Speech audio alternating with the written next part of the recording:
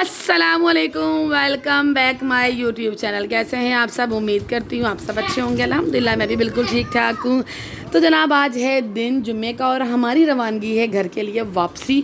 तो अब बच्चे जो है ना हमने रेडी कर लिए हैं और अभी टाइम हो रहा है दिन के 12-1 बजे तक हमने निकलना है। बच्चे जो इधर रेडी हो चुके हैं, अब्बू जो है ना बाहर अपनी गाड़ी को पैक कर रहे हैं ताकि मट्टी वगैरह से बची रहे। और इधर सारे बच्चे तैयार हो गए क्योंकि मेरे भतीजा भतीजी भी जा रहे हैं। ये जा रहे हैं अपने नान के अलग ट्रेन में, एक ही दिन जा रहे हैं लेकिन अलग अलग। और इधर जो ना हमारी तैयारी हो चुकी है और ये है हमारे सारे बैग जो कि अभी हमारे भाई ने देखे नहीं है। नीचे आके जब वो देखेगा तो उसका रिएक्शन पता लगेगा। उसने जो ना बोला मैं नहीं जा रहा हूँ, क्योंकि वो कहता है सफ़र में जितना कम सामान उतना ही अच्छा। तो ये रहा हमारे बैग सारे के सारे, क्योंकि मेके आए और 2 बैग ना हो ऐसा तो हो भी नहीं सकता। तो ये सारी पैकिंग हो गई। इधर भांजे भी तैयार हैं, हसन भी रेडी है, खुश हैं, पापा के पास जा रहे हैं। जितना नानके आते हुए खुश थे उतना ही अब घर जाते हुए भी बच्चे खुश हैं, एक्साइटेड हैं। साथ पानी का कूलर रख लिया है। वापसी पे बहुत परेशानी आते हुए हमें बहुत परेशानी हुई थी क्योंकि हमारे पास पानी का कूलर बहुत छोटा था जो कि एक स्टेशन पे ख़त्म हो गया था और हमारा सफ़र कम से कम 24 से 28 घंटे का हो जाता है अगर ट्रेन टाइम पे। और ये कल मैं चूड़ियाँ पहन के आई थी, मेहंदी वगैरह नहीं लगाई क्योंकि मुहर्रम के दिन थे तो अच्छा नहीं लग रहा था। चूड़ियाँ ही पहन ली थी बस। और बच्चों का हाल देख लें। सफ़र के लिए जो है ना हमने खाना रेडी कर लिया। अभी कोई हालात नहीं है किचन के। आलू अंडे क्योंकि भाई को आलू अंडे ज़्यादा पसंद है और ये साथ में पराठे जो है ना पका के हम इधर रखी जा रहे हैं। किचन का भी कोई हाल नहीं है क्योंकि जल्दी बहुत ज़्यादा है, टाइम हो गया काफ़ी और अभी हमने नहाना भी हैगा। इधर जो ना आप मुझे बेल के दिए जा रही है। साथ में है हमारे पास आज ये भी खानी है और ये है सफ़र के लिए मटन बिरयानी। इसको हमने पैक कर लिया। एक में पराठा रख लेंगे, एक में सालन।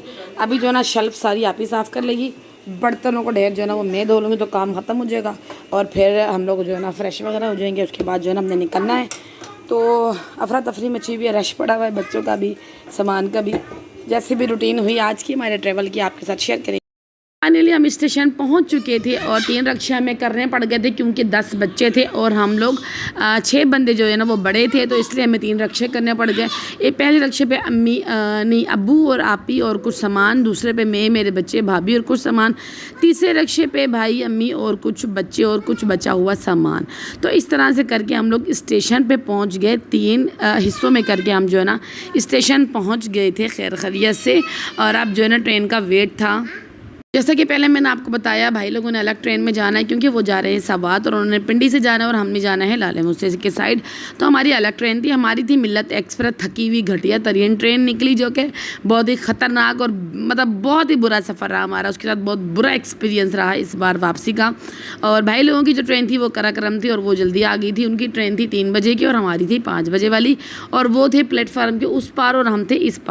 और हमारी ट्रेन चलनी थी तकरीबन 4:30 बजे के करीब और तकरीबन नहीं तो 7:30 या 7:45 बजे हमारी ट्रेन प्लेटफार्म पे लगी थी और फिर चली थी। मैं बता नहीं सकती इतना टाइम पीरियड हमारा कैसे गुजरा। 1 बजे हम स्टेशन पहुंच चुके थे क्योंकि 3 बजे भाई लोगों को बिठाना था और मेरे अब्बू के बगैर जो है ना मेरे भाई का निज़ाम बिल्कुल भी नहीं चलता।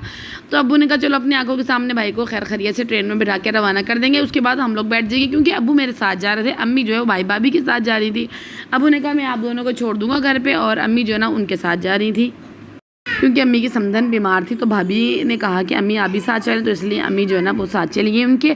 और ये जो ट्रेन है इस ट्रेन में अम्मी और भाई भाभी और मेरे भतीजा भतीजी जा रहे हैं, उनकी ट्रेन रवाना और ये प्लेटफार्म के उस पार से और हम इस पार थे। जब भी हम घर जाते हैं अम्मी बहुत ज़्यादा रोती हैं, बहुत ज़्यादा। और अम्मी की टेंशन में जो है ना हम सारे रास्ते तकरीबन रोते हुए ही आते हैंगे और निकलते हुए तो हमारी अम्मी से आंखें मिलाना बहुत मुश्किल होता हैगा।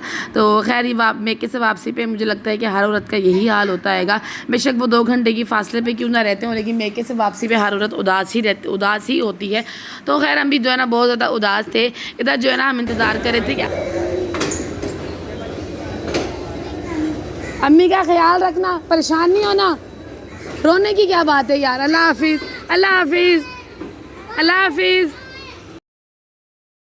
सर अम्मी ने अम्मी को रोते हुए रुखसत किया। अम्मी चली गई थी और अम्मी के तकरीबन जाने के 2 घंटे बाद हमारी ट्रेन थी। लेकिन बदकिस्मती से 2 घंटे बाद नहीं, हमारी ट्रेन चली थी। कोई 4 या 5 घंटे बाद हमारी ट्रेन रवाना हुई थी। तो हमारे हालात देख सकते हैं, हम भूख से भी पागल हो रहे थे और बैठे बैठे इतनी गर्मी, जहाँ बैठे हुए थे वहाँ पंखा भी कोई नहीं था। प्लेटफार्म पर चादर बिछा के हम सारे बैठे हुए थे, बहुत रश था। लेकिन खैर ट्रेन आ गई और हम और मुश्किल वक्त इधर नहीं ख़त्म होता, ये तो नेक्स्ट डे है। रात भी हम सारी रात नहीं सोए, जागते रहते क्योंकि गर्मी की इंतहा थी, इतनी गर्मी थी। एक पंखा था, एक ही खिड़की थी, वरना जो दो बर्थ लगी होती हैं, दो तरफ विंडो होती हैं और दो ही पंखे होते हैं, बट ना कोई पंखा था ना कोई दो जो है ना विंडो थी। बहुत मुश्किल सफ़र था हमारे लिए ये। और हम पहुँचे भी नेक्स्ट रात में तकरीबन कोई 11:30 बजे के करीब पहुँचे थे। इट्स मीन के 2 रात 1 शाम 2 दिन और 1 सुबह, हमारा इतना लंबा सफ़र हो चुका था। हस्बैंड मेरा 8 बजे के जो है ना स्टेशन पे खड़े थे और हम 11 बजे पहुंचे थे स्टेशन पर। बहुत मुश्किल सफ़र था बच्चों के साथ, आप समझ सकते हैं इतनी गर्मी में क्या हाल था हमारा, मतलब लफ्ज़ों में ना बताने वाला जो है ना हमारी सिचुएशन थी। बस इधर आहिस्ता आहिस्ता हम अपने मंजिल की तरफ रवाना थे और बच्चे जो है ना उनका तो हशर ही ख़राब था।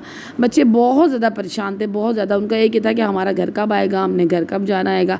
इतना ज़्यादा थक चुके थे, हम खुद भी इतना थक चुके थे और बच्चे भी। पाकिस्तान रेलवे का इंतज़ाम बहुत बुरा है, टिकट जो है वो रोज़ाना बढ़ाए जा रहे हैं, बट इंतज़ाम कोई भी नहीं है, कोई भी नहीं। इवन कि आप अगर उधर स्टेशन पे वेटिंग में भी बैठे रहो तो आपको पंखे कहीं नज़र नहीं आएंगे, दूर दूर तक कोई पानी पीने का नहीं, कोई आपको बात नज़र नहीं आएगा।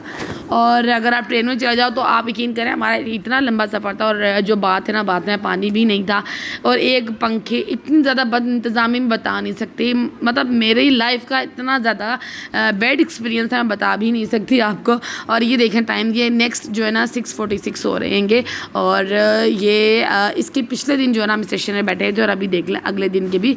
और इस टाइम तक जो है ना हमें अपने घर के नज़दीक होना चाहिए था, लेकिन हम लोग इधर बैठे हुए थे और हमारे हालात इतने बुरे थे। हमारी टांगे पाँव बच्चे, इतने ज़्यादा बुरे हालात थे सबके कि आपको मैं दिखाती तो आपको खुद ही पता लग जा रहा था। बच्चों के हाथ पाँव इतने ज़्यादा काले शाह हो चुके थे, मेरा खुद के पाँव का कोई हाल नहीं था और यहाँ पानी का इंतज़ाम नहीं था। खैर हम ख़रीद के अपना इंतज़ाम जो चला रहे थे, मट्टी से भी खैर कोई हालात ही नहीं थे।